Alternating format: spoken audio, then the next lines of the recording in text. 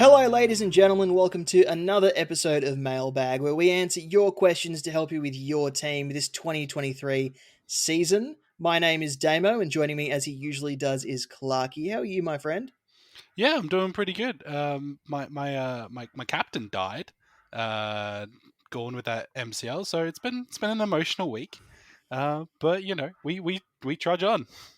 And we've got questions about that as well. Excellent. Joining us this week is Swiz, known for his work at SuperCoach Insider. Thanks for coming back, mate. Thanks, guys. Appreciate being here. We don't need to go into too much detail, but Clarky, Swiz, I'll answer this one as well. What was your one good thing and one bad thing in Supercoach this week? We'll start with the guest. Oh, okay. What was bad? Oh, playing Mackenzie over Ashcroft. I'm the worst at rookie roulette. It gets me every season, and I was thinking it was just overthinking it. Going, Brisbane, they might struggle a little bit against Melbourne. Good inside midfield. Mackenzie with his CBAs and just no. So that was really frustrating as my standard. The good thing is obviously having Laird as VC and taking that score. That's wrapped to back him in, especially when people were trading him out. So yeah, It felt good. It felt good to hold Laird. Yeah, it did. It felt good. My bad thing has already been mentioned. A Max Gorn owner was flying close to the sun last week, and then this week, I went to a comedy show on the day that Brisbane and Melbourne were playing. And if anyone in Victoria has been to Hamer Hall, it is a dead zone of reception. You do not get a lick of anything in there unless you connect to free Wi-Fi. So I exited the comedy event after having a really good time and had a really bad time. Gone with that zero and out for four plus weeks. So that's my bad thing. But the good thing is I brought in Nick Daicos last week. So you know what? I still scored a respectable 2164, I believe, which is pretty good considering I had the Gorn zero on field. Yeah, bringing in Daicos is good. I'll go with my good thing first. My good thing was all of my trades that I did paid off. I looked at my team after round one. I don't think anyone had a good round one really, but my round one was awful. So I did a bit. So I did some aggressive trading and brought in Daicos, and people will hate me for this, but I traded out Hopper to do it, and um, I think it was honestly though I think that was a good trade off, despite how well Hopper rebounded. My bad thing though is and Swiz also had this issue, was the rookie roulette. I left all the good scores on the bench, and I kind of left myself probably about 50, 60 points out of what I could have had, but everyone would have had that issue. The rookies are so unpredictable early in the season, and we'll get used to how they score, I guess. Yeah, it gets easier as we get more data. So it's a fun game to play in those first few rounds, though. Yeah, that's where I'm looking at trading, so I don't have to play rookie roulette with the like Mackenzie, Ashcroft. You can both live on my. I don't care who you are. Let's just get those rookies on because I hate it. It's just every week I muck it up. Let's get to the questions. Lots of questions about Gawn, Jack Steele, corrective trades now that we've seen, now just before the price rises. But the first question comes from our good mate Jeffrey Head on Twitter. He says, trading in old men is usually frowned upon in Supercoach, but do we need to start thinking about Scott Pendlebury? Has Dependlebury returned? So he scored 120 and 129 in his first two games. Appears to have gone back into the midfield. I mean, get it while the getting's good, because the thing about old men is that they start really strong and then will fade as this longer season goes on. You know, granted, Scott Pendlebury is an absolute grade of the game level of skill.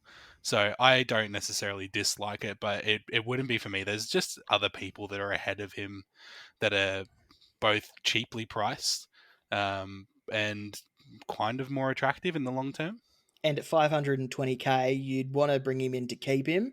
Yeah. And you don't know if he's going to keep that role for the whole season. You don't know if he's going to keep that output for the whole season. Given his age, there's a chance he gets rested at some point.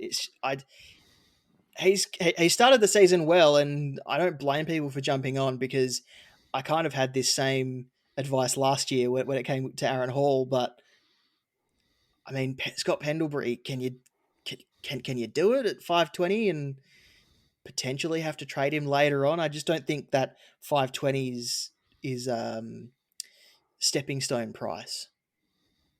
Yeah, no, completely agree. I was chatting to SuperCoach Mama about this before, and her rule is nobody over the age of 30. I think she's going to break that by bringing in Jay-Z this weekend. But yeah, it's like those guys, there's as good as some of those players have been, and superstar in Pendlebury's case. But yeah, as you've said, the rest is always there. There's always the option that they might move him down a half back, or even we saw like Heppel's a slightly different story because he's not in the same form as Pendles. But when the game could be won, or they might need to inject speed, or there's different things that are going on, there's possibilities that Pendles could be subbed in games later in the year. So yeah, I just want to stay away from players like that. And the other thing is, it's 30k to get up to LDU. Like, it's not that much. Yeah. Yeah. That was going to be my next point, which is LDU is probably on some of the hottest form in the game at the moment. So if you're getting someone while they're getting good as a potential keeper, I'd probably go LDU. And if I already had LDU around the 500 price, I don't think Pendlebury, you could do worse at this stage of the season and then adjust accordingly later on in the year if you had to. Because if you're scoring 120s every week, then that's something that, you can't really look past either. Next question comes from lots of people.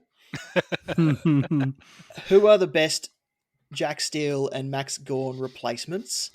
So I've singled out 3 for both of them. I've said Darcy Cameron at 465k, averaging 120 with 103 and 137 in his first 2 games. Jared Witts, 124 average, 140 and 108 in his first 2 games. And Tim English at 581k, averaging 136.5. He won't do that for the whole season, but 134 and 139 in his first 2 games. Anyone else that we should be considering in the ruck line to replace Max Gawn? Absolutely zero. None. No, that covers all of them. Yep. And just to add a little bit to Darcy Cameron this week is been bucketing down in Melbourne. Big chance there's going to be a lot more stoppages, and Richmond's lost 3 of their better scoring players from this game, plus Broad on top of that. So there's going to be more points going around as it is. So if you're going to jump on Cameron, definitely now's the time. And he's got a pretty good ruck draw coming up. And Jared Witch, watching him on the weekend, he actually got beaten by the double team of Draper and Phillips. He probably wasn't his best game. And Setterfield was kind of roving to his, the hit outs because they knew when he was going to win them. The Bombers set out beautifully in the midfield. So I was like, if that's Witz's one of his worst games and he still scored 108, he's going to be really solid for us. And he looks much fitter because he's had the extra preseason. So I think it's those 2. And English, you know what you're getting. You're getting a guy who's going to average 125 until he gets a concussion or injury, or somebody sneezes near him. I think it's probably the biggest question that I've had is between Darcy Cameron and Tim English because, unfortunate injuries aside for Tim English, I think without a doubt he's one of the best in-form rucks in the competition. Even after he came back from his injury last year, he was still somebody who, people traded out. He came back and then it was like, oh, well, I need to get him back again. So I think you're trading up that, but trading off in your head between that cash and that output. I would say, and the rule that I made for myself, I think, was if I'm scoring 2,000, 2,100 with that Gawn 0, then it makes more sense to me to bring in English at the moment, who's in better form, 2 scores of 130. Coming up, he is playing Oscar McInerney, who we know is a bit of a negating ruck, but he scored 139 in a loss, and a pretty bad loss as well to St Kilda and against Rowan Marshall. So if you're looking for cash and you need more cash to upgrade elsewhere, I think that's when Darcy Cameron becomes the obvious option. So if you're sort of averaging under 2K and you're looking to bring those points and have that cash to upgrade other people, so if you get a Darcy Cameron and that allows you to get a Daicos or somebody else elsewhere, then that makes more sense for you to go for that cheaper option, because I think they're both going to average out to be the same come season end. And for Jack Steele replacements, I've written down 3 names, 2 obvious ones, 1 not so obvious. So I'll get your thoughts on the third one. The first 2 is Luke Davies-Uniacke at 557k, averaging 149, 143, and 155 in his first 2 games. The next one is Nick Daicos, so you'd need to use some DPP swings if possible, but he's averaging 139, 129, and 149 in his first 2 games. The third player I've written down is Patrick Cripps, 611k, 110 average over his first 2 games, 121 and 99. So hasn't performed as well as the other 2, but still starting the season fairly solidly and about the same price. Talk to me more about this, because why Cripps? And I'm interested to hear what Damo says, because I'm actually all on this as well. Okay. I really like this idea. So go, Damo.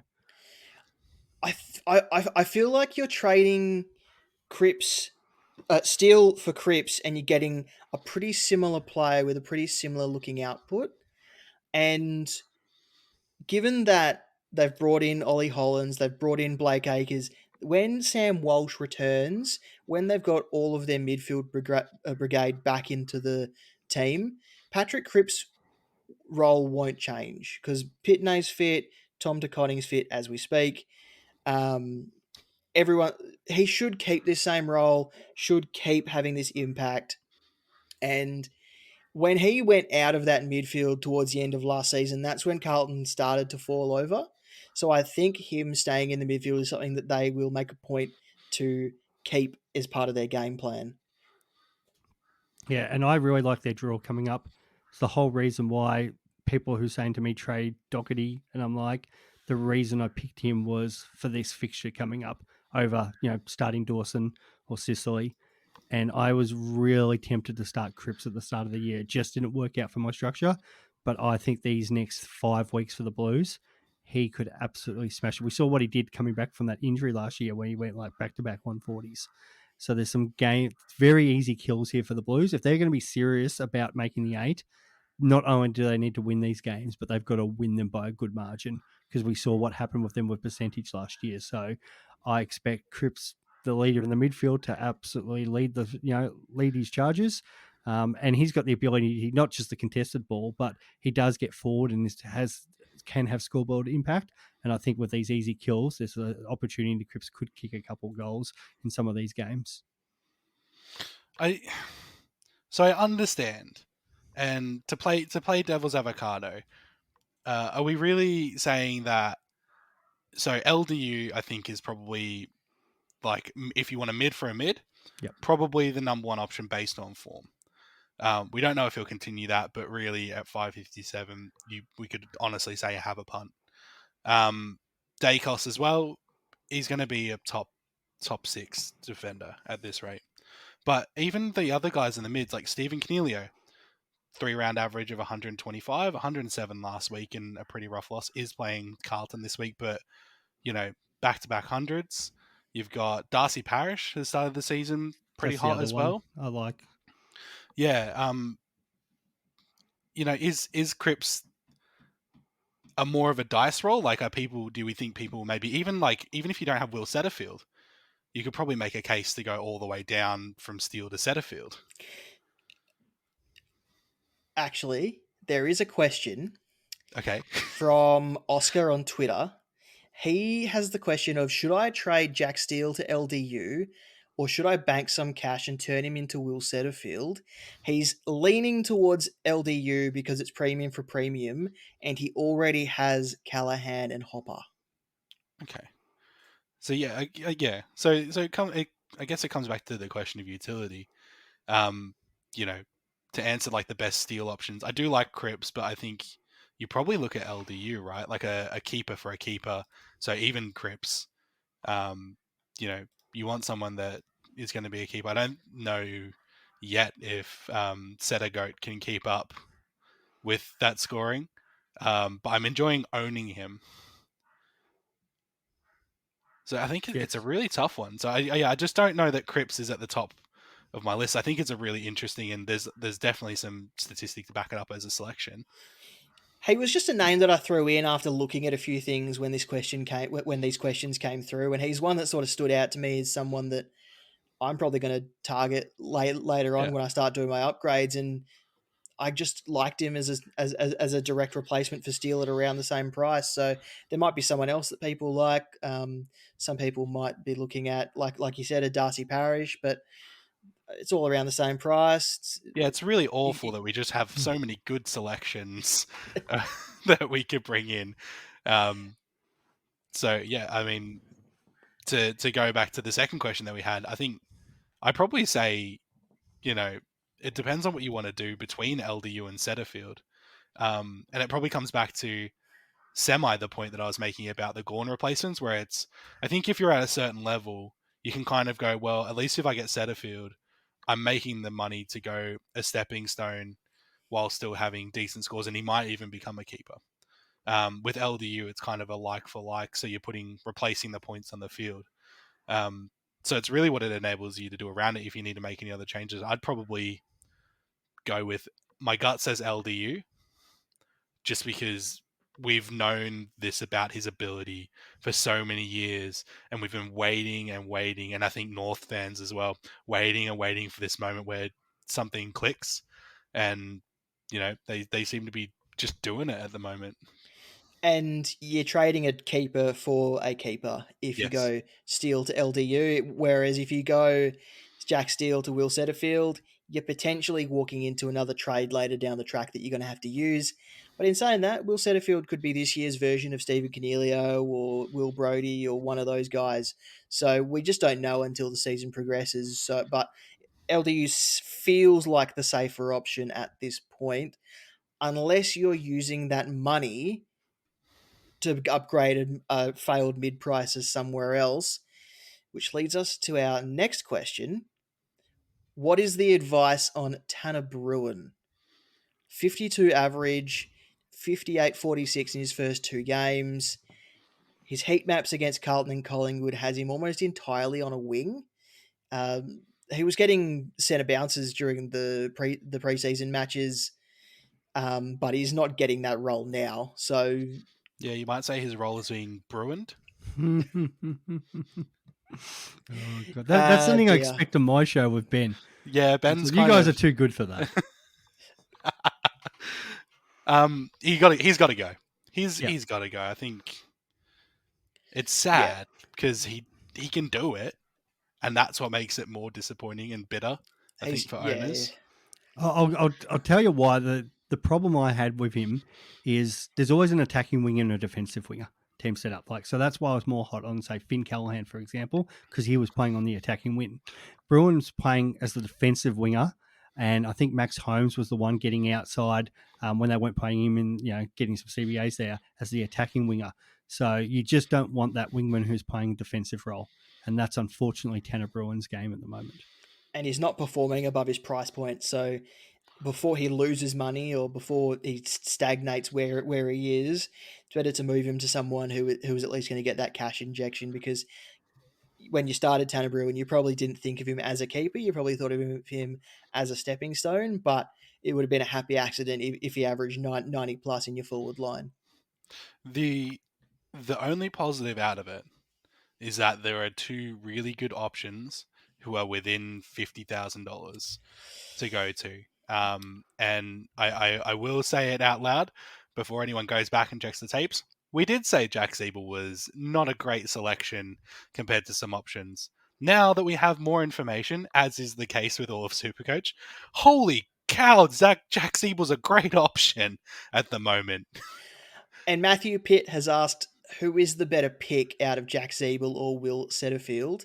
And do we think they can keep up their form? So just quickly, Jack Zeeble is 356k. He's a forward, averaging 112.5 with 102 and 123 in his first 2 games. His heat map suggests a half back roll. Will Setterfield is averaging 123 with 99 and 147 over his first 2 games. Heat map suggests an inside mid roll. Yeah, so to me, it's Jack Zeeble. And as much as I love Goat and I've been running with that, it's because he's going to get the loophole status come round 6. If Setterfield, the one thing that could have been going for him if he could have been a VC option, I don't think he's a C option at all, but Essendon just don't play enough early games in the round. So if they were playing Friday, Saturdays, I would have been very comfortable jumping the VC because he's shown that he's got the ceiling to go 140. And then that would have put him ahead of Zeeble for me. But because, a lot of their games are Saturday night or Sundays, that sort of diminishes his value less to Zeeble, who we know who's got the role. I'm not even worried about Aaron Hall coming back and taking it because they've got Sheasel next to him, and why would you want to change up what they've got the setup, especially when they're winning and they've got this gun kid which is giving all their supporters hope. So Sheasel's playing that Aaron Hall role anyway, and he's not really eating into the Jack Zeeble role. So Jack Zeeble's a great option. Personally, because of how my team is structured, I've gone Setterfield over Zeeble this week. That doesn't mean Zeeble I won't potentially bring in at another point down the track when he's potentially a premium, but Setterfield has come into my team this week, but both options are going to be great. Anyone who is on the Twitter sphere and follows our great leader, the Lek Dog, he has a nice little table that shows Zeeble's scores with and without Hall, and Hall with and without Zeeble. So looking at it, you're right. Sheasel's basically playing that role at the moment, and Zeeble's kind of doing what that suggests he will do. I got to say, I'm with Swiz though. The kind of put it in the perfect way where I think at the moment, so my personal trades this week have kind of really had me thinking about who is going to be top defenders outside of Nick Daicos. Because I have to get rid of Bailey Dale, and to be honest, I'm really struggling to make a choice on who to roll the dice on, like Redmond, Sard, Sicily, whoever. Realistically, moving that money around and bringing in Zeeble in the forward line with the idea to bring him in as a defender when we have the data to show he's got a halfback defensive role is super valuable at this stage of the season, because you know that you can move it back there and you can work your trade planning around it. So I think that puts him just a little bit ahead of Setterfield in my completely objectiveness of it. He would be the number one choice, I think. I do want Zeeble, but yeah, I can't bring him in just the way my team is. Yep. I might just push him in somehow next week just because I need him. I need it. I need the points. Fraser Kenny has asked another question.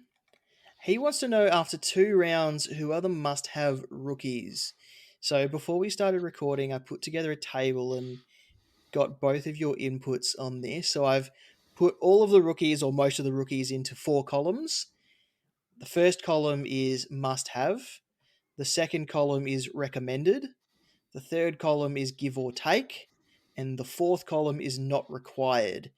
So if you've got one of these people in not required and don't have anyone in must-have or recommended, and you don't have any other trades to do this week, I'd recommend moving one of those guys to one of the must-have or recommended guys. So if we start in must-have, we've discussed Harry Sheasel, Will Ashcroft, tick, Connor McKenna, Ruben Jinby, and Cam McKenzie. Yeah, that's pretty solid round out 5 of the guys who are really performing. Sheasel probably has the S++ notice on him. So if you don't have him, get him this week before it goes south. And you'll find most teams have these 5 players. I know there was a few people trading in Connor McKenna this week as a corrective trade, which is absolutely what you should be doing. In the recommended column, we've got Ollie Hollins, who almost made it to must-have. Matthias Philippou, Charlie Constable, Darcy Wilmot. Oscar Baker is in recommended purely because he has a defined role and job security. Alwyn Davey Jr., Cade Chandler, and Lockie Cowan. Cade Chandler probably would have moved up as well if we were sure of his job security. He's playing so well at the moment that I think he can hold his job long enough to make the money. Bryce Mitchell over on Twitter did a pretty comprehensive price projection for Chandler. With Cozzy Pickett still another week away, you'll at least get the benefit of his big break even this week. And then he kind of just has to keep maintaining. He's a talented player and would probably be a big sub-vest candidate. But I think at the moment he's done enough to say that, well, I need to stay. Fair enough. So if you want to get Cade Chandler, you heard it from the Melbourne man. He's good for I like now. him. Yeah, I think short-term cash game. Yeah, short term. Yep, for sure. In the give or take column, so if you have these guys, cool. If you don't break the bank to go and get them. Fergus Green, Anthony Caminiti, Noah Long, Max Michaelani, Miller Bergman, Josh Bruce, Jai Menzies, Jack Buckley. We had a question about Jack Buckley, asking if he was worth it. If you have him, great. If you don't, you don't need to go out and get him. And Tom Cole. Miller Bergman kind of snuck up on people a little bit. He's averaging 55 at 123k.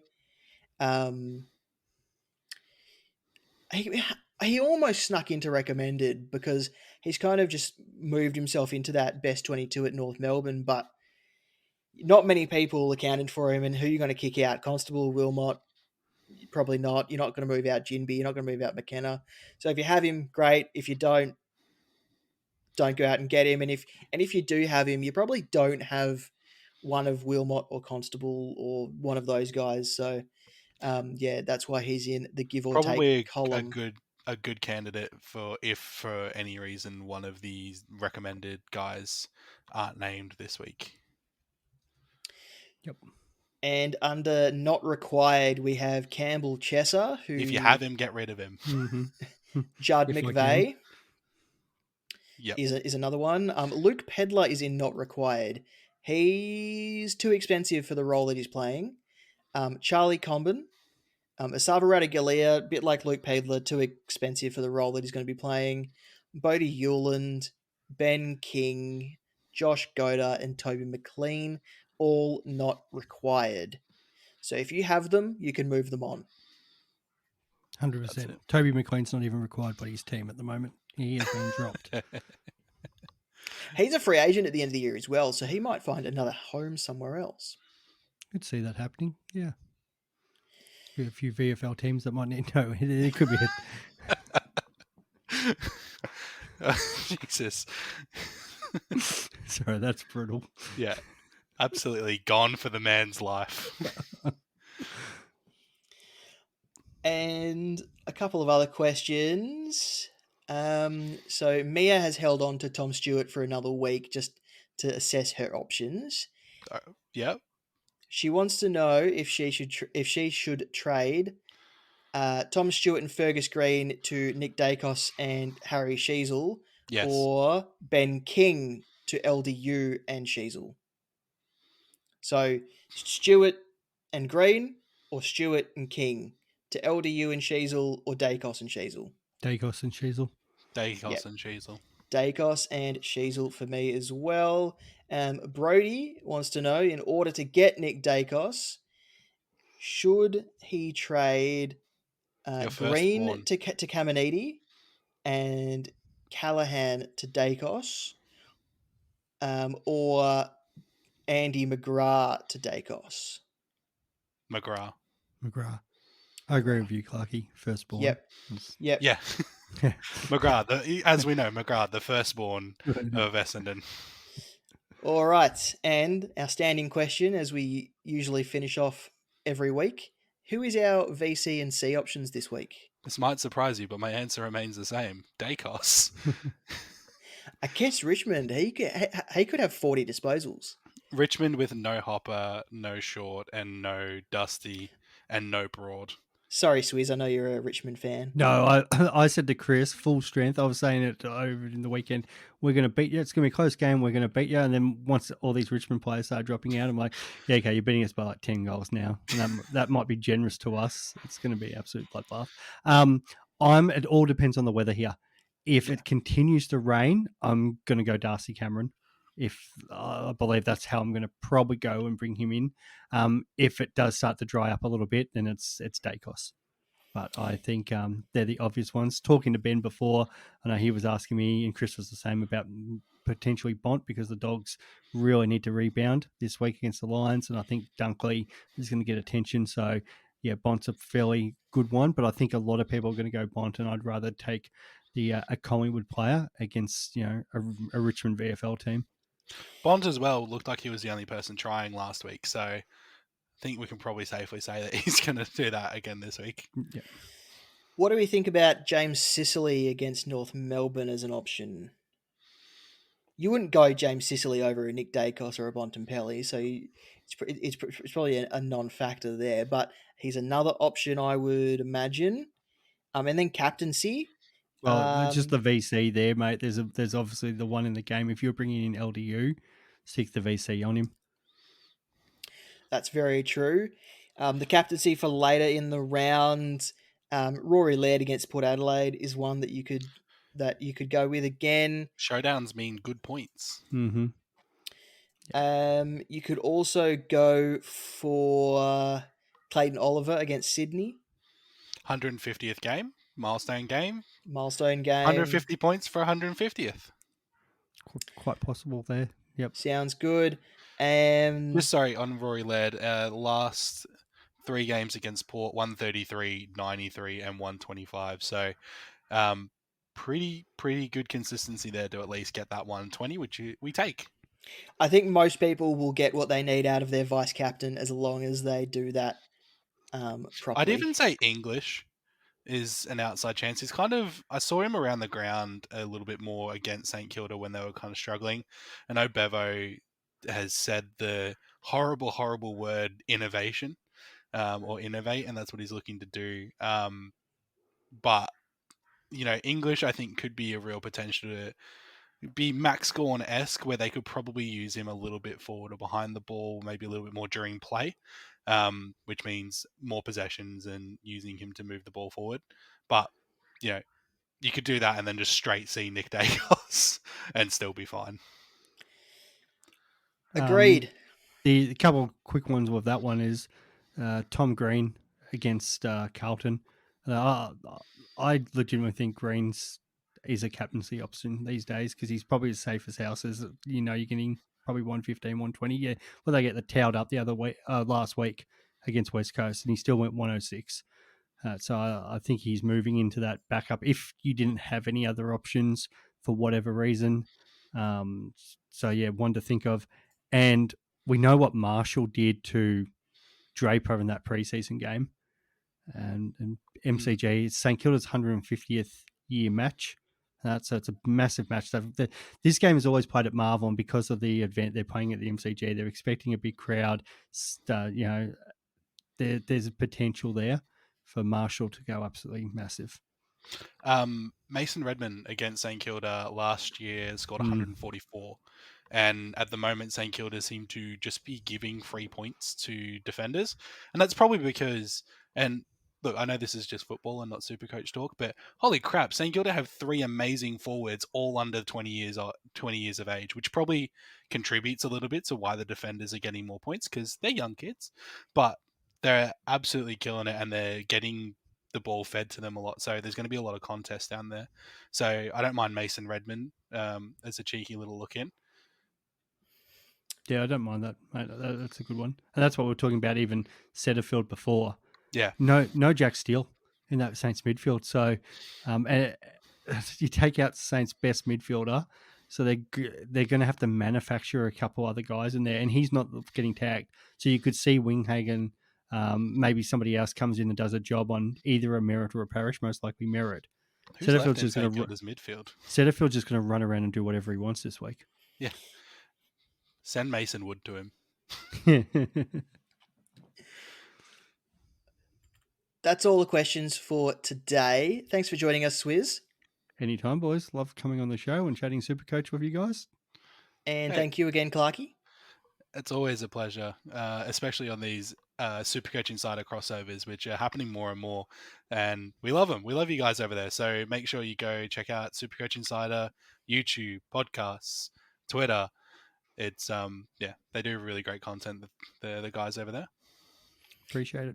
And if you have a question you'd like answered, all you have to do is tag your question with Jock Mailbag on social media, or send an email to jockmailbag@gmail.com, and we'll talk next time.